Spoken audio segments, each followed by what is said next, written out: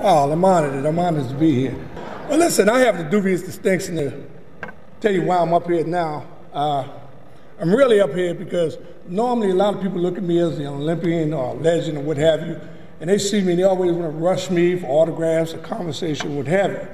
And normally I bring a lot of my Olympian friends, so when the people start coming, I can holler, there's the Olympians over there, and they leave me and run to them.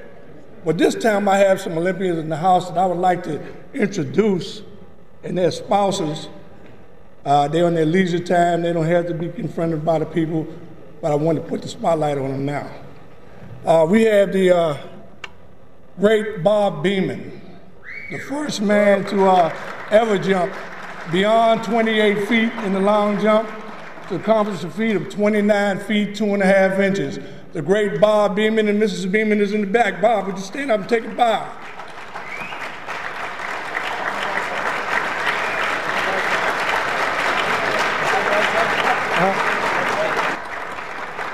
Also we have in the house, probably I would have to call this guy my dad, because when I came into the sport, he was like a father to me as well as a friend. And we've been friends ever since. And that's Captain Mel Pender, the only man I know pound for pound. Gold medal winner, relay, 1964 Olympic Games as well as 1968. And his lovely wife as well, Mrs. Pender. His new lovely wife, I might add. Then we have down here, once again, as we sneak down, this is my running buddy. This is a guy who used to always get me in trouble in Mexico City. But I've never shied away from him because he got me in the right trouble.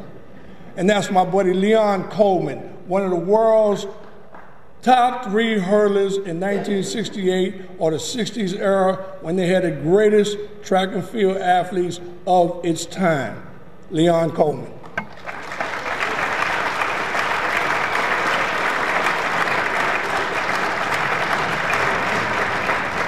Now these other guys here, they're not quite Olympians, they're beyond Olympians.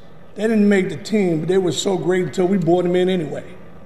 And one guy that I know for a fact was a great superstar, left New York around the same time I did, but the only thing that got me is how could this kid be in high school and roll into California like he's a big timer like me?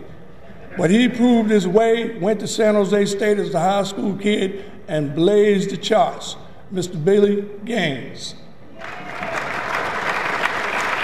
At that time, they used to call him Peanut Gaines. And then we have another fella by the name of Larry Livers. Now let me tell you a little secret about Larry.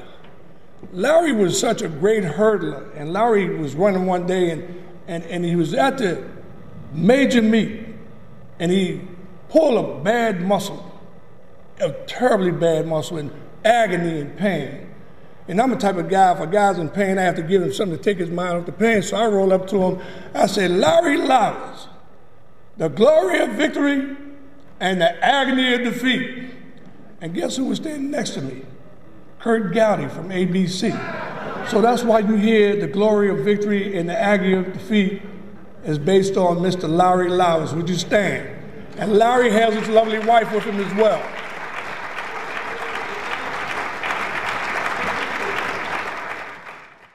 You know, you start getting old, you start forgetting. And I forgot 2 very important people as well that's Olympians that's in the house.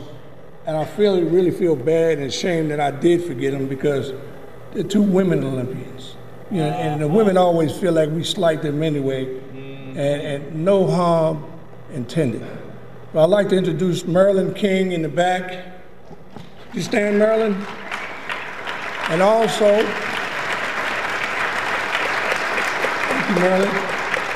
And the other lady, she comes from a wide variety of sports figures that sat around her dining room table. And her name is Rosie Bonds. So Rosie, I know you're in the house. Where are you? There you go, Miss Bonds. All right. Forgive me, Rosie. Forgive me.